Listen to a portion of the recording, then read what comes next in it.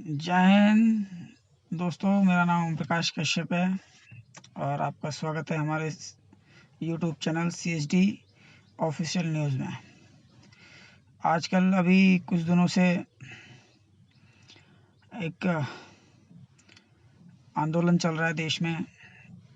एक scheme government ने जारी की है, अग्निवीर, जिसमें वो 4 साल देश के युवाओं से नौकरी करवाएंगे सेना में और उसके बाद उन्हें रिटायर कर देंगे। कोई पेंशन नहीं, कोई कुछ नहीं, 4 साल। अब आप सोचने वाली बात यह है कि 4 साल में 6 महीने तो वो ट्रेनिंग करेगा और बाकी के 3.5 साल नौकरी करेगा। उसको पता भी नहीं चलेगा कि उसने ये नौकरी की या नहीं की तो क्यों की और नहीं की तो क्यों नहीं की। अब आप सोच लीजिए, जब एक लड़का 12-13 साल का या 15-14 साल का होता है, तभी से वो अपना फ्यूचर डिसाइड कर लेता है, सोच लेता है कि मैंने आगे चल के क्या बनना है, किस काम के लिए मैं पढ़ाई करूं। मुझे फ़ौजी बनना है या फिर इंजीनियर बनना है, डॉक्टर बनना है, क्या बनना है, वो अपना फ्यूचर डिसाइड करता है। अब एक झटके में गवर्नमेंट ने सारे अरमानों पे पानी फेर दिया। जो हमारे देश के युवा हैं उनके सारे अरमानों पे पानी फेर दिया। हाँ, मगर इसमें देखिए, मैं गवर्नमेंट का भी सपोर्ट नहीं कर रहा हूँ और आप लोगों का भी सपोर्ट नहीं कर रहा हूँ। क्यों नहीं कर रहा हूँ? क्योंकि आप अपनी ही प्रॉपर्टी को आग के हवाले कर रहे हैं। ट्रेनें जला रहे हैं, बसें जला रहे हैं, प्राइवेट प्रॉपर्टी का कचरा कर रहे हैं। ये गलत है। क्या मिल रहा है इससे? ठीक है, आप विरोध करना ज़रूरी है, विरोध करना भी चाहिए, पर ये कोई समाधान नहीं है। इससे क्या होगा? आपके नाम FIR दर्ज होगी, जगह जगह आप लोग हिंसा कर रहे हैं, इससे आपका कैरेक्टर ख़राब होगा, आपका जो रिकॉर्ड है वो सही नहीं रहेगा। कोई भी नौकरी आप ज्वाइन करें, किसी भी सरकारी विभाग में ज्वाइन करें, एक वेरिफिकेशन ज़रूर होती है। अब आपका रिकॉर्ड ही इसमें ये दंगई साबित कर देंगे आपको। कुछ ना कुछ इस तरीके का उसमें आ जाएगा कि आप जो हैं वो उल्टी सीधी गतिविधियों में घिरे हुए हैं, तो आपका रिकॉर्ड जो है वो सही पाया नहीं जाएगा, क्योंकि पुलिस वेरिफिकेशन जो है वो तो पुलिस ही करती है। अब आप पहले ही सवालों के घेरे में होंगे तो आपको कोई भी नौकरी कैसे मिलेगी? ठीक है, आपने नौकरी करनी है करिए, नहीं करनी है मत करिए। गवर्नमेंट ने सही तो नहीं किया है, मैं ये बिल्कुल भी नहीं कहूँगा कि सही किया है। गवर्नमेंट चाहती तो वो ऐसा कर सकती थी, जो पुरानी योजना है, जो पुराने तरीके से जो भर्तियाँ हो रही हैं वो भी चलने देती और साथ में इस स्कीम को भी लागू करते हैं। जो मोदी गवर्नमेंट है वो पुरानी जो प्रक्रिया है सेना में भर्ती होने की, वो भी चलने देती और जो नई इन्होंने स्कीम लाई है अग्निवीर, इसको भी साथ में लागू कर देती है। उससे क्या होता कि भाई जिनको नौकरी वो वाली करनी है, पेंशन वाली करनी है, तो वो उसमें ज्वाइन करेगा, और जिसको सिर्फ 4-5 साल ही फौज में बिताना है, उसके बाद वो किसी और दूसरे विभाग में जाना चाहता है, किसी और क्षेत्र में जाना चाहता है, पुलिस ज्वाइन करना चाहता है या किसी भी और सरकारी डिपार्टमेंट में ज्वाइन करना चाहता है, तो वो कर सकता है। 4 साल सेना को अपनी अपनी सेवाएं देता, उसके बाद आप रिटायर कर ही देते उसे। उसके बाद उसकी मर्जी है कि वो कहीं भी ज्वाइन करे। पर आपने एक साथ पुरानी जो प्रक्रिया है उसको ख़त्म करके और नए तरीके से ये अग्निवीर वाली स्कीम लागू कर दी, तो देखिए इससे किसे बुरा नहीं लगेगा? आप बताइए, किससे बुरा नहीं लगेगा? मुझे बताइए। जो व्यक्ति 10 साल से ख्वाब सजाए बैठा है मन में कि मैं इंडियन आर्मी में जाऊंगा, मैं इंडियन एयरफोर्स में जाऊंगा या इंडियन नेवी में जाऊंगा, 3-3, 4-4 साल से तैयारी कर रहा है, अब उसको एक झटके में आपने बस 3-4 साल के लिए ही मतलब उसी सीमा तक सीमित कर दिया, तो ये सही नहीं है। अब पहले आपको सोचना चाहिए कि इसमें क्या करना क्या है। अभी करोड़ों हज़ारों करोड़ का नुकसान हो चुका है अभी तक। इसका जिम्मेदार कौन है? स्टूडेंट भी हैं और सबसे ज़्यादा गवर्नमेंट जिम्मेदार है।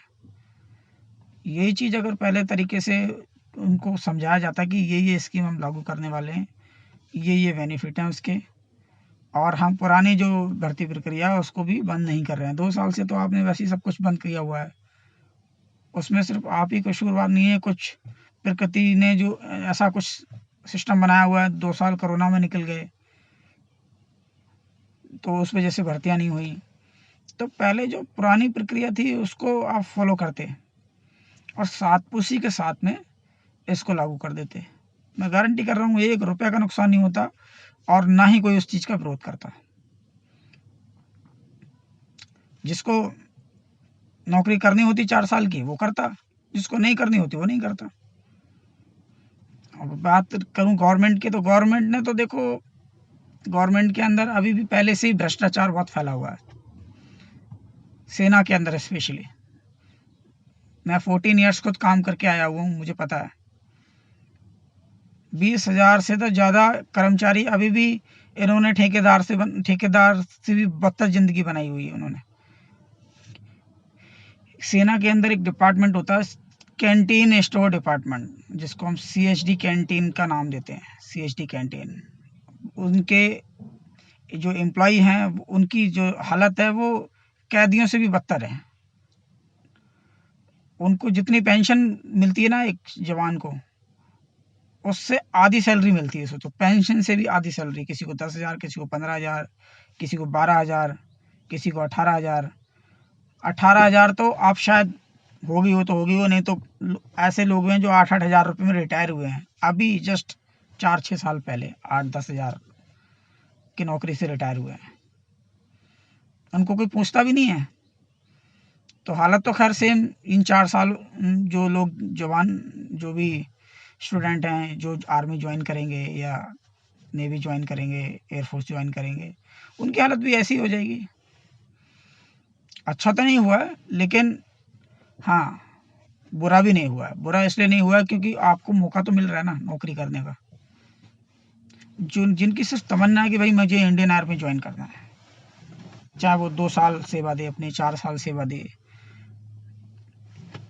सेवा करने का भाव ऐसा है कि आप 4 साल करने के बाद भी किसी और दूसरी फोर्सेस में जा सकते हैं। कितने सारे जवान हैं जो इंडियन आर्मी से रिटायर होके, इंडियन एयरफोर्स से या इंडियन नेवी से रिटायर होके दिल्ली पुलिस या यूपी पुलिस या पुलिस, कोई भी पुलिस महकमा हो या कोई और भी फोर्सेस हैं, उनको ज्वाइन कर लेते हैं। आप 25 साल में आप रिटायर हो जाएंगे। 25 साल में मैं अभी 2 दिन पहले एक आर्मी ऑफिसर का, जो अभी इन्होंने प्रेस कॉन्फ्रेंस की थी, वो सुन रहा था मैं। आर्मी, नेवी, एयरफोर्स की तीनों की थी। तो उसमें उन्होंने कोई गलत नहीं बोला कि 25 साल में किसको नौकरी लग जाती है। बिल्कुल सही बात है। मुझे लगता है कि 25 साल में शायद 90% लोग ऐसे हैं जिनको नौकरी नहीं लगती है। 90%। 10% ही ऐसे लोग होंगे जिनको नौकरी लग जाती हो। तो 25 साल में कोई आप रिटायर नहीं हो रहे हो। अरे और भी बहुत सारी सेवाएं हैं, आप उनको ज्वाइन कर सकते हो। पर जो भी करना है आप कीजिए। मैं आपसे सिर्फ इतनी रिक्वेस्ट करूंगा कि देश की प्रॉपर्टी को कचड़ा ना करें। इसमें आपका ही नुकसान है, क्योंकि ये आपके और हमारे टैक्स से ही बनाई जाती है। रेल है, बस है, ट्रेन है, या जो भी पब्लिक प्रॉपर्टी है, ये हमारे आपके टैक्स के पैसे से बनी हुई है। इसका आप नुकसान ना करें। साथ में ही आप अपनी जो साफ सुथरी छवि है उस पर दाग ना लगाएं, क्योंकि अगर आपके ऊपर एक बार FIR दर्ज हो गई, आप किसी भी विभाग में नहीं जा सकते, किसी भी फोर्सेस में नहीं जा सकते, क्योंकि वेरिफिकेशन तो होती ही होती है। वो एक तरीके का कैरेक्टर सर्टिफिकेट समझ लीजिए। वेरिफिकेशन ओके है तो जॉब मिलेगी, नहीं है, उसमें कमियां हैं तो नहीं मिलेगी। यहाँ तक एक छोटा सा लाइसेंस जब हम बनाते हैं, उसमें भी ट्रांसपोर्ट डिपार्टमेंट से एक वेरिफिकेशन होती है कि ये व्यक्ति ने किसी का पहले कोई एक्सीडेंट वगैरह तो नहीं कर रखा, इसके नाम पे कोई और कुछ तो पंगा नहीं हो रखा। तो इस तरीके से आप ऐसा ना करें। मैं सिर्फ इतना ही रिक्वेस्ट करूँगा। बाकी आपने जो करना है कीजिए, मगर सिर्फ नुकसान नहीं कीजिए पब्लिक प्रॉपर्टी का। आपने फौज ज्वाइन करनी है कीजिए, नहीं करनी है नहीं कीजिए। बाकी एक मौका तो मिला ही है ज्वाइन करने के लिए। आप 4 साल तो देश की सेवा कर ही सकते हैं। देखिए, सेवा वही होती है जिसमें आप अपना कुछ दें फौज को, ना कि फौज का नुकसान करें। बस इतना ही कहना था मुझे। मेरे मन में 2-3 दिन से बहुत सारे सवाल थे कि क्योंकि मैं रोज़ न्यूज़ देखता हूँ, मुझे अच्छा नहीं लगा, तो मुझे जो लगा वो मैंने कह दिया। बाकी आप स्वयं समझदार हैं, सभी पढ़े लिखे हैं, अच्छा बुरा समझते हैं। देश की प्रॉपर्टी का कचरा ना करें। जय हिंद।